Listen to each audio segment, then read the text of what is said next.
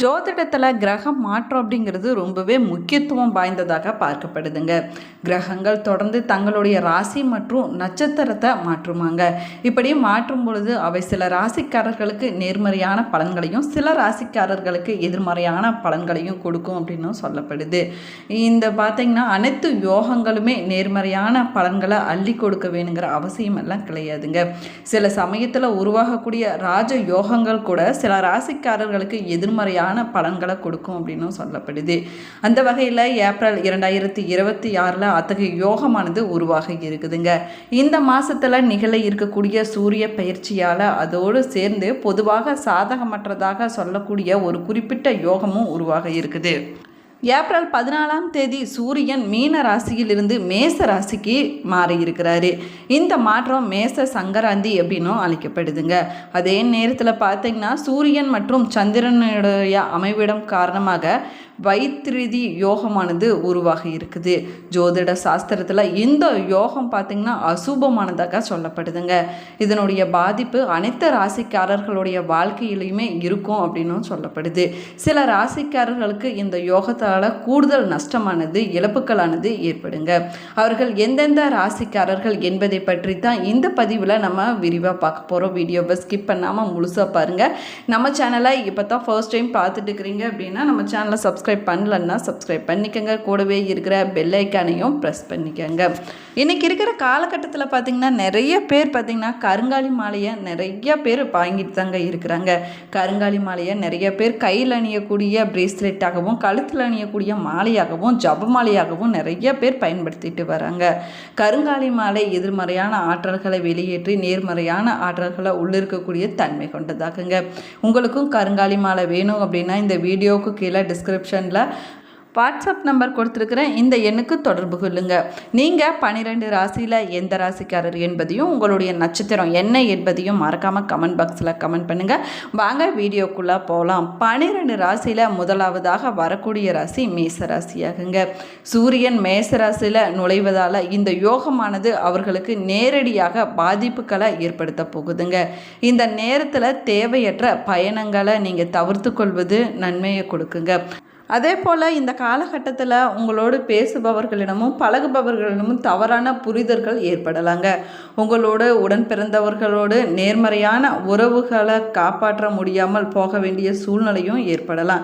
இந்த காலகட்டத்தில் அவர்களிடமிருந்து உங்களுக்கு தேவையான ஆதரவானது கிடைக்காமல் போவதற்கான வாய்ப்பு இருக்குதுங்க. நீங்கள் கொஞ்சம் கவனமாக இருக்க வேண்டிய நேரமாகும். மேலுமே இந்த காலகட்டத்தில் நீங்கள் நிறைய நிதி சிக்கல்களை சந்திக்க வேண்டிய சூழ்நிலைகளும் உருவாகுங்க. மேலுமே உங்களுடைய செலவுகள் எதிர்பார்க்காத அளவுக்கு அதிகரிக்கலாங்க. நீங்கள் வியாபாரத்தில் இருப்பீங்க அப்படின்னா எதிர்பாராத லாபத்தை உங்களால் பார்க்க முடியாதுங்க. இந்த நேரத்தில் நீண்ட கால முதலீடுகள் மற்றும் ரிஸ்க் இருக்கக்கூடிய முதலீடுகள் போன்றவற்றில் முக்கிய முடிவுகளை எடுப்பது தவிர்த்து கொள்வது நன்மையை கொடுக்குங்க. இல்லைன்னா பெரிய நஷ்டத்தை சந்திக்க வேண்டிய சூழ்நிலைகளும் உருவாகுங்க. கன்னிராசிக்காரங்களுக்கு உருவாகக்கூடிய இந்த யோகத்தால் அவர்களுடைய பொறுமையை சோதிக்கக்கூடிய மோசமான காலகட்டமாகவும் அமைஞ்சிருக்குது. இந்த சூரிய பயிற்சி கன்னிராசிக்காரங்களுக்கு சில மோசமான நிகழ்வுகளை உங்களுடைய வாழ்க்கையில் ஏற்படுத்துங்க. நிதி பிரச்சனைகளை உங்களால் இந்த காலகட்டத்தில் ஓரளவுக்கு சமாளிக்க முடியும். இருந்தாலும் பணத்தை நீங்கள் செலவு செய்வதில் நீங்கள் கொஞ்சம் கவனமாக இருக்க வேணும். மன ரீதியான பிரச்சனைகள் ஏற்படுவதற்கான வாய்ப்பு இருக்குது. உங்களுடைய குடும்பத்திடமிருந்து நீங்கள் மோசமான அனுபவங்களை பெறுவதற்கான வாய்ப்பும் அதிகமாகவே இருக்குதுங்க. நீங்கள் கொஞ்சம் கவனமாக இருக்க வேண்டிய காலகட்டமாகவும் அமைஞ்சிருக்குது. நீங்கள் செஞ்சுட்டு வரக்கூடிய தொழிலில் சின்ன சின்ன பிரச்சனைகள் இடையூறுகளை சந்திக்க வேண்டிய சூழ்நிலையும் உருவாகுங்க. உங்களுடைய உறவினர்களிடையே பல விஷயங்களை பிரச்சனைகள் ஏற்படுவதற்கான வாய்ப்பு இருக்குது. நீங்கள் கொஞ்சம் கவனமாக இருக்க வேண்டிய நேரமாகுங்க. நீங்கள் செய்ய விரும்பிய பல விஷயங்களை செய்ய முடியாமல் போவதால் ஏற்படக்கூடிய சோகம் உங்களை தொடர்ந்து வேதனைப்படுத்தி கொண்டே இருக்குங்க. எனவே நீங்கள் எந்த ஒரு விஷயத்தை செய்வதற்கு முன்னாடி கவனமாக இருக்க வேணும். வருமானத்தை விட செலவானது அதிகமாக இருக்கக்கூடிய நேரமாகவும் அமைஞ்சிருக்குது. அதனால் கவனமாக செலவு செய்வதும் பொறுமையாக கையாளுவதும் இந்த காலகட்டத்தில் உங்களுக்கு நன்மையை கொடுக்குங்க.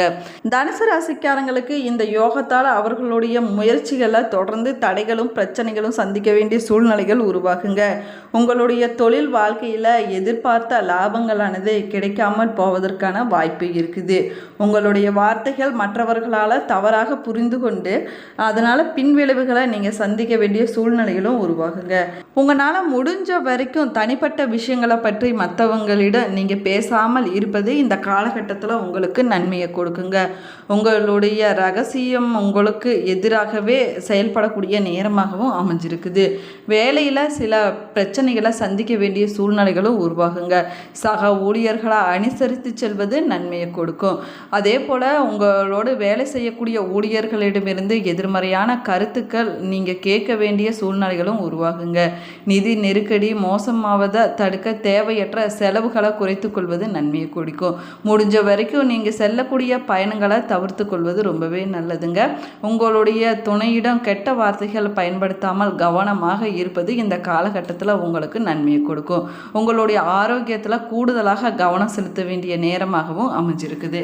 ஏப்ரல் 14ஆம் தேதியான இன்று 2026ஆம் ஆண்டுக்கான தமிழ் புத்தாண்டானது மற்றும் மலையாள புத்தாண்டானது கொண்டாடப்பட்டு வருதுங்க.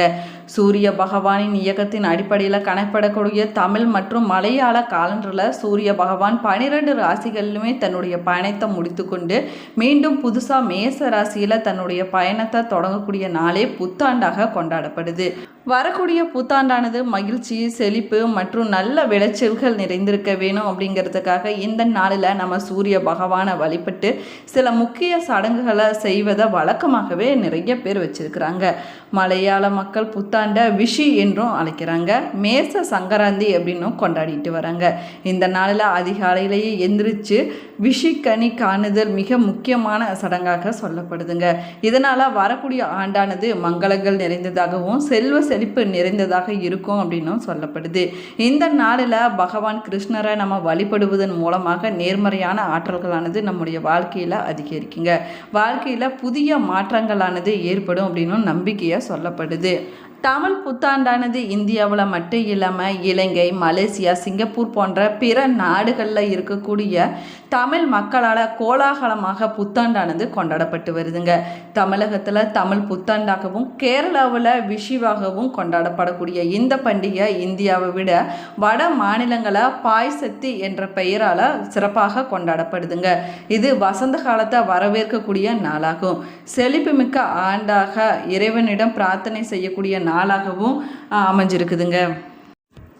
சித்திரை திருநாளாம் தமிழ் புத்தாண்டு நாளில் புதிய மாற்றத்தையும் புதிய வாழ்க்கையும் தரக்கூடிய நாளாகுங்க. இது இறையருளோடு சேர்ந்து நேர்மறையான ஆற்றல்களும் மகிழ்ச்சியை வரவேற்கக்கூடிய அற்புத நாளாக இந்த தமிழ் புத்தாண்டானது சொல்லப்படுது. இந்த நாளில் செய்யக்கூடிய நல்ல விஷயங்களுடைய பலன்கள் அந்த ஆண்டு முழுவதும் தொடர்ந்து இருக்கும் அப்படின்னும் சொல்லப்படுதுங்க.